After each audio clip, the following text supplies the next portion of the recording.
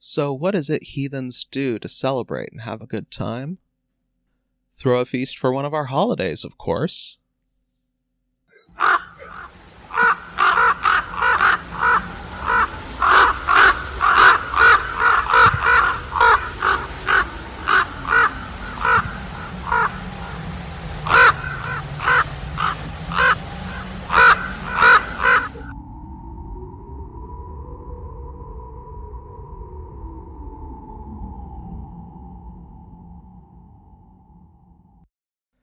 So welcome back, everyone, and welcome to all the new listeners out there. This month's explainer is about holidays. Specifically, what are ones that you tend to see in Heathenry? Why do heathens celebrate our particular holidays? And how do we do it? It also helps that we are coming up on one of the big ones, the fall equinox, which I'll be talking a little bit about in particular to give some examples of what people do when they're celebrating different heathen holidays. What I'm going to do in this episode is I'm going to break down the question of heathen holidays by first addressing what heathens celebrate with our holidays, because holidays aren't just an opportunity to socialize, eat, drink, make merry, and do things to excess that we might not otherwise do. Granted, they certainly are all those things, and particularly heathen holidays, but more getting into the reasons behind the different holidays. I'll then get into how heathens celebrate our holidays, and then I'll break down what some of the biggest ones are, as well as a few that you might see floating around in different heathen spaces. Before I really take things away, I'd like to make a little announcement first. I am now offering remote rune reading sessions for anyone who is interested. In each half-hour session, I will cast runes drawn from the Elder, Younger, and Anglo-Saxon Futharks to help guide you in whatever particular problem or dilemma it is that you're facing. All readings are confidential, and my usual rate for half-hour sessions is around $50. If you are interested, please click on the Calendly link, which is in the episode description. Choose your day and time, and I will see you face-to-face over the Zoom. And with that shameless plug over, let's get back to the show. So, what is the reason for the season? Heathens, like most other pagans, celebrate many holidays that are spaced throughout the year. These holidays tend to be focused on the passage of time, the movement of the seasons, and changes in the natural world around us. For particular days that you'll see come up often in heathen as well as broadly pagan spaces are the summer and winter solstices and the fall and the spring equinoxes. This is because each of these days takes place on an important astronomical point in time. If we follow the heathen order of how these holidays are celebrated, then we start with the winter solstice, which is the shortest night of the year and the point at which the northern hemisphere is tilted the furthest away along the Earth's axis away from the sun, which is why the nights end up being so long. And when you're talking particularly the peoples of Nordic Scandinavia and other nearby regions, this could mean nights lasting for 20 or more hours, in some cases with the sun just disappearing for days or weeks at a time. Moving on to the spring equinox, we see the Earth's axis tilt a bit more evenly, and this is a point at which both the northern and southern hemisphere on this day experience equal amounts of day and night. You can also supposedly do stuff like balance an egg on its base, which is neat.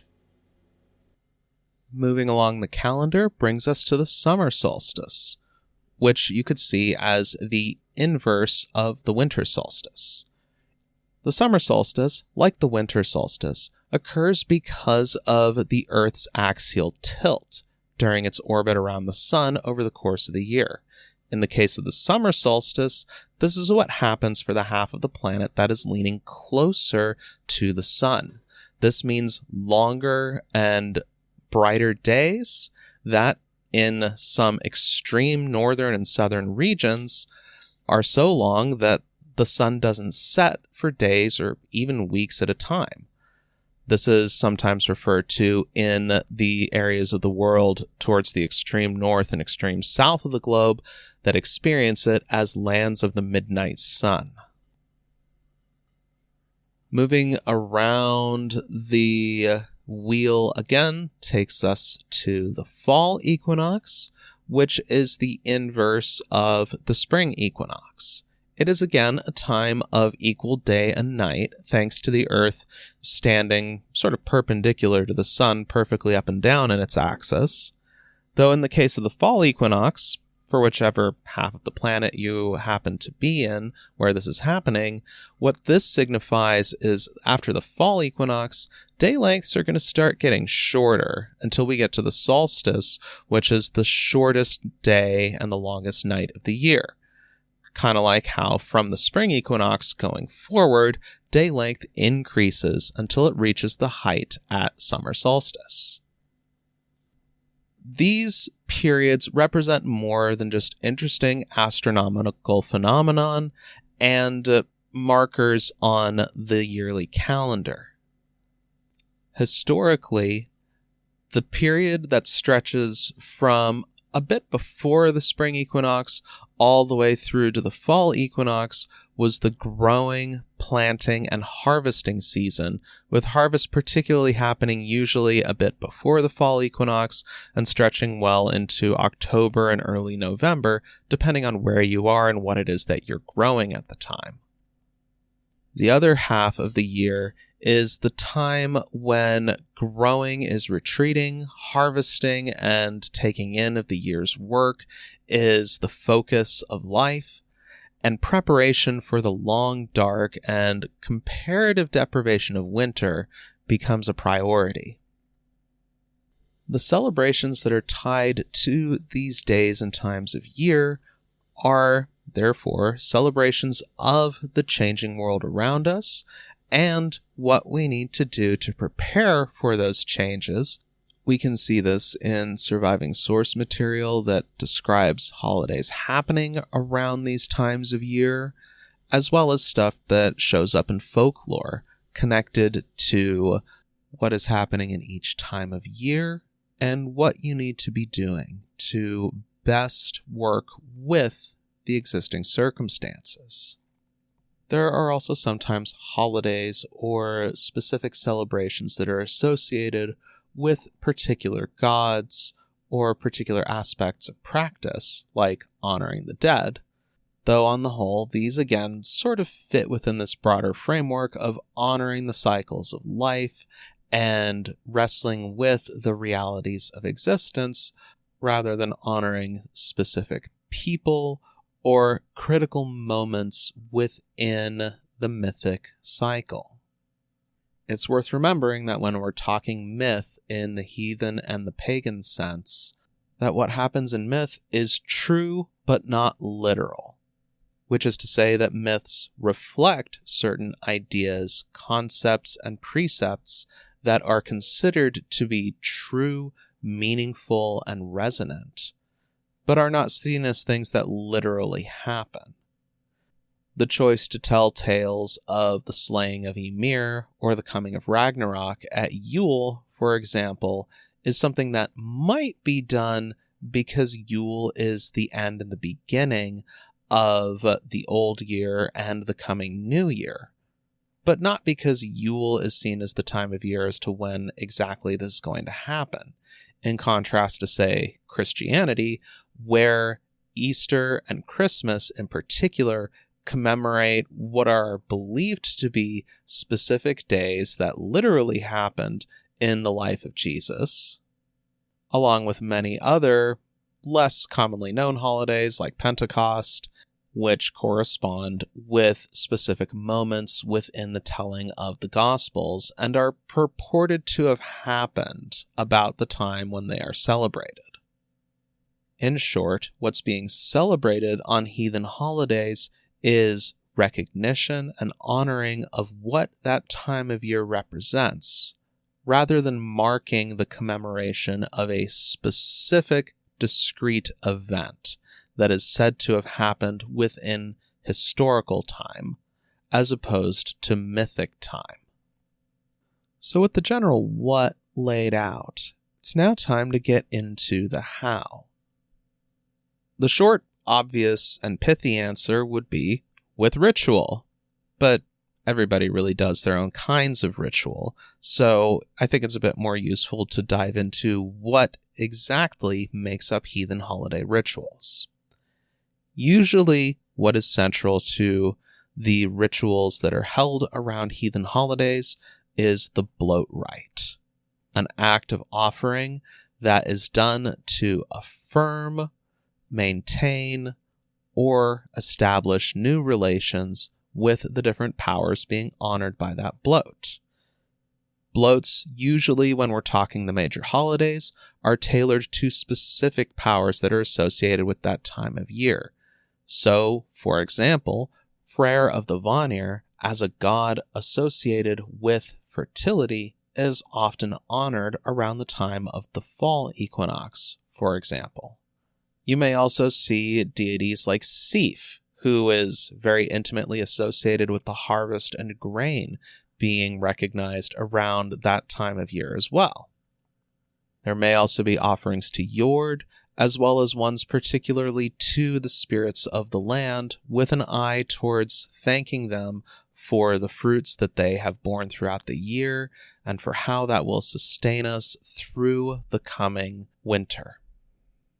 Though bloat is often the center of a holiday celebration, it's not all there is to it.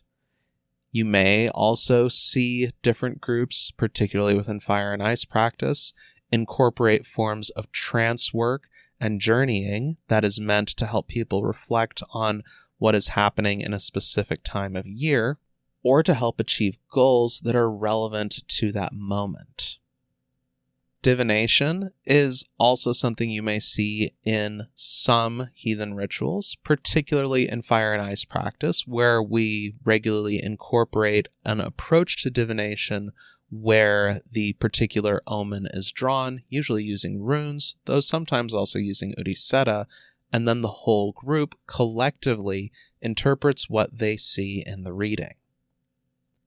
Storytelling of all kinds is also very popular within heathen rituals, and usually the stories that are drawn from myth are ones that are seen as relevant to the particular celebration that's taking place. Usually, this may mean a story about a particular deity who's being invoked, though not always. These stories are also ones that are just as likely to be drawn directly from surviving source material, and in that sense are more of a retelling of something that previously existed, or they may be an original composition that's spun from bits and pieces that we know of from the lore to make a new and original story. One that still somewhat aligns with what's within surviving source material, while offering a particular take that may be more relevant, updated to how people understand things today, or otherwise emphasize aspects of the figures of myth that usually get glossed over in other presentations or discussions. Sometimes you may even have your local community perform what is known as ritual drama or ritual theater, where instead of having one skald simply tell the story, they have a group of performers act out the story. This can also draw its form and approach from everything from conventional theater to street theater immersive performance, and any number of other influences, depending on who is doing the performance. One thing you will always see at a heathen ritual is feasting. Sharing of food, drink, and company is a central element of the how of heathen ritual and heathen holiday celebrations. The connection between ritual and feasting is so deeply ingrained within heathen practice that you may find heathens finding ways to bring ritual into other kinds of feasting and social gatherings that aren't necessarily heathen ritual. This is because in heathenry, the sharing of bounty is as much a critical part of ritual and holiday practice as the actual acts of giving offerings to the gods. This is something that has deep roots in history as well as myth. We know that for the different Nordic groups, coming together for feasts was a common way of building and affirming social ties, as well as being a whole lot of fun. Feasts historically were especially an opportunity for the more well-off members of the community to demonstrate their generosity by bringing especially rich offerings to the feast, sharing of their goods with other people who are present, and otherwise demonstrating that their wealth and largesse is something that is shared rather than being hoarded for themselves.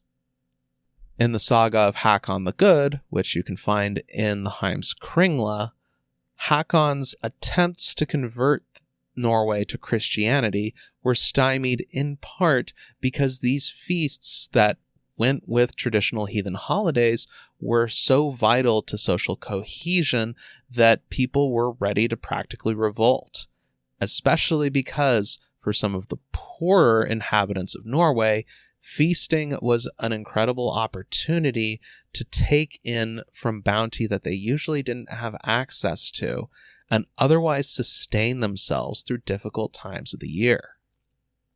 Feasting is also something the gods regularly do together.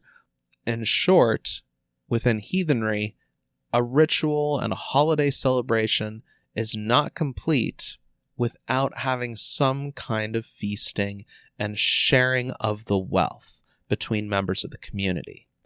Now, the actual logistics of this part can sometimes be a bit challenging.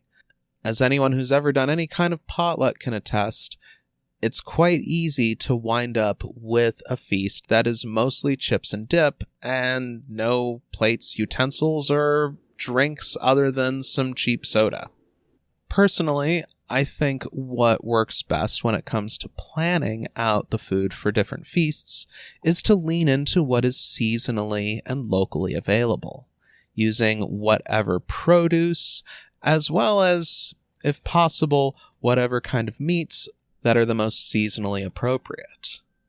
This is both more sustainable, ecologically speaking, and is a great way to introduce some variety into the menus that are on offer for your different feasts, particularly so you don't wind up doing the same thing over and over and over again. Some heathen groups like to even go the extra mile and try to go with different historical recipes or dishes. And if this is a choice that makes your feasting more meaningful, then go for it. There aren't really any hard and fast rules or dietary prohibitions or requirements when it comes to particular heathen feasts. So really, the sky's the limit when it comes to what it is you put out on your spread. One particular thing that is important to think about is providing non-alcoholic options for beverages if you are also providing any kind of alcohol either for bloat or as part of feasting. Inclusivity also means including sober people and folks who have a preference towards abstention rather than partaking. Also, just as a general rule, it's good practice when you're doing these big holidays, particularly if you're doing ritual out in public, to make sure that these options exist and to not require the consumption or use of specific substances or mind-altering chemicals. Save that for the private, invite-only celebrations where everybody's already consenting ahead of time. And that brings me to the big holidays of heathen practice. The four biggest ones, as I said earlier, are centered around the summer and winter solstices, as well as the spring and fall equinoxes. If Samhain is the beginning and the end of the witch's wheel of the year, then Yule is the start and finish of the heathen calendar. Historically, this was around the time of year when the previous year ended and a new year began. There's a lot of variation within historical sources as to when exactly Yule was celebrated in relation to the winter solstice, with there being some sources that suggest that Yule was celebrated on the first full moon after the winter solstice, others suggesting it was on the day of, or in one case, according to Snorri Sturluson in the Heims Kringla, lasting for 3 days at the minimum around when the solstice took place, and this was 3 continuous days of feasting and celebration. Yule is, without question, the most important and the biggest of all the heathen holidays. If you want a more lengthy unpacking of Yule and what it represents, I've got a link to a podcast episode specifically talking about this most important of heathen holidays in the show notes below. The short version is, this is usually a time for telling stories about endings and beginnings, for making oaths for the coming year, recognizing things that you accomplished in the previous year, and reflecting on what has passed. This is also often, though not always, a time where people honor all of those who deceased in the previous year. Interestingly enough, there used to be, up into the mid-1800s, a tradition of telling ghost stories around the Yuletide, something that shows up even in A Christmas Carol by Charles Dickens, which technically is a ghost story. Spring equinox, often celebrated as Dieseblot, or sometimes under the name Ostara, and even the charming of the plow, is the time where people make dedications for what it is that they will be manifesting in the coming year, whether that could mean things like a career change or completing some kind of big project. Historically, this also would have been a time not just of planting and also of harvesting the last of the winter crops, but also one of preparing ships for voyages in the coming year. This was often because this was the time of year when harbors and open water were more free of ice and thus safer to navigate. Freyr is pretty popular around this time of year, just like the fall, and in this case representing putting all of those things in motion, as opposed to reaping what has been wrought over the course of the year. Following the spring equinox comes midsummer, the celebration of the solstice, the height of the year, the warmth and fecundity of summer, and all of the possibility that it brings. This was also, historically, the height of the campaigning season, whether you were making war or trade. So in modern practice, this is usually a time of blessing any works that are currently in motion.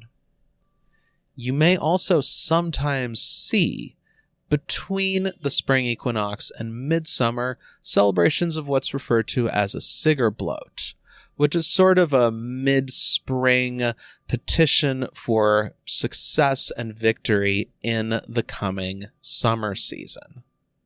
Fire and ice practice tends to decouple Sigurblot from any specific time of year and instead hold specific Sigurblots before engaging in any great undertaking. But that said, you may often see what's referred to as Sigurblot celebrated at some point between the charming of the plow and midsummer. After midsummer, we come to fall equinox, which is when folks celebrate, as I've mentioned earlier in this episode, the bringing in of the efforts of the year. Historically, this was usually when some of the last grain harvests were taking place, and if there was any planting taking place, it was usually for a different kind of winter crops, like different root vegetables. This is as much a time of celebrating what has been done, as well as one of preparing for the darkness of winter and its deprivation that lies ahead. If you could say that the spring equinox celebrations are all about preparing for the coming world and going out into it, midsummer being the peak of and seeking success during that venturing, then fall is when you start coming back in and are preparing to hunker down for the community, the celebration, and also to an extent the defiance of the dark that lies at the heart of Yule, which comes again around winter solstice. You may also see other holidays that are often celebrated by different heathen groups and communities, depending on their preferences and what it is that they find is meaningful. Within the Fellowship of Fire and Ice practice generally, 3 holidays you'll often see are the Feast of Hell, which is celebrated on or around Halloween and is all about honoring the dead, and particularly those who have died in the previous year, and also giving offerings in reverence to Hela as the keeper of many of the honored dead. May Day is another really big one that is celebrated within the Fire and Ice community. In our case, this holiday celebrates both the older sense of different mid-spring, beginning to early summer festivals that took place around May Day and have historically for a long time, with merriment and celebration and feasting and reveling in the increasingly warmer days that lie ahead, and also combines the modern meaning, which is, of course, International Workers' Day. In recognition of this, Fire and Ice practice usually honors Thor as the god most associated with common workers, as well as his wife Sif as the goddess who represents that kind of steady, patient work over the course of the year that is necessary to keep us fed. I'm speaking, of course, of farm workers and agricultural labor, but this could also apply to lots of other similar professions like teaching. Holiday celebrations are also often used as a source of inspiration for occasions like weddings, funerals, birthdays, particularly the celebration of a new birth, the naming of children, and other important moments in one's life. Even if a particular moment is not, strictly speaking, a holiday, heathens will certainly find ways to inject elements of holiday celebration into these other occasions, rituals, and gatherings. After all, if there's one thing that is consistent about heathen spiritual practice, it's something that suffuses all parts of our lives and doesn't just stop and start at the beginning and end of ritual and celebration. And that is a quick and dirty on heathen holidays, why we celebrate them, how we do it, and what some of the biggest ones are that you tend to see most often. Thank you again for tuning in and listening. I hope that what it is I've just shared about heathen holiday celebrations helps inspire and guide how you shape yours, especially with the fall equinox coming up in just a couple of weeks. So all of that said, this has been Ryan Smith at The Wayward Wanderer, now signing off. If you want to find out more about radical heathen practice, head on over to onblackwings.com, where you can find articles, classes, resources, and more. This podcast was created and produced by Ryan Smith. Thanks for listening.